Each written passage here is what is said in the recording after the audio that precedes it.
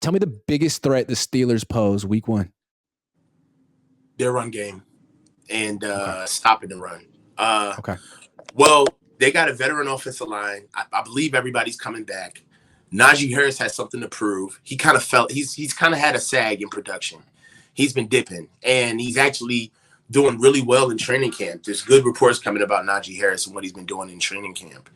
And it's Pittsburgh. They're going to they play what I like to call prove it football, where they're going to start out with the natural tenets of running the ball, and they're going to make you prove that you can stop every inch of grass on the field on the line of scrimmage. And if you could do that, then they'll start throwing the ball. But until then, they are going to run all goddamn day. And I feel like they have a quarterback with requisite skill set in Kenny Pickett to Brock Purdy, and they have dynamic guys on the outside. I think that Kenny can get the ball down the field a little bit quicker than Brock, a little bit more with more efficiency, and that's really what they do offensively. You know, they're really kind of a bastardized version of us. They want to keep the ball away from you, play the clock, keep up time of possession, and they fall on top of their nasty defense, which is predicated on stopping the run. But they got some ball hawks now too. And that's what's kind of worrying me about Pittsburgh. I understand they're stout enough up front to be tough. They don't really have a lot of guys in their front seven that can get behind the line of scrimmage and wreak havoc. That's not really what they do. They hold that line of scrimmage. The thing about Pittsburgh is they can run. They can run, and they can get sideline to sideline. And specifically, they got DBs and Minka Fitzpatrick and boys out there that can actually get down there, and they're kind of built to be able to get on top of that outside zone, right? So what we like to do offensively, especially on the ground, is we like to get you going east and west, get you moving and get you breathing. And then we start getting some more gap scheme coming in there and then hit you on the backside with play action, boot, and waggle. That's kind of what we do. But one of the biggest things for us to be able to even start that initiative is to be able to control not only the line of scrimmage for penetration, but the edges. The edges are very important. And Denver is fast. They can run. And they have very savvy safety. So my thing right now with how we play them is I feel as though that there's going to be a good counter game. It's going to be a lot of stuff that's going to get bounced to the inside. And we're going to be looking at our interior offensive line to see what we're going to do. And conversely, we're going to be looking at our interior defensive line because Pittsburgh, they love inside zone. Inside zone is kind of what they do. Najee Harris is very special in between the tackles.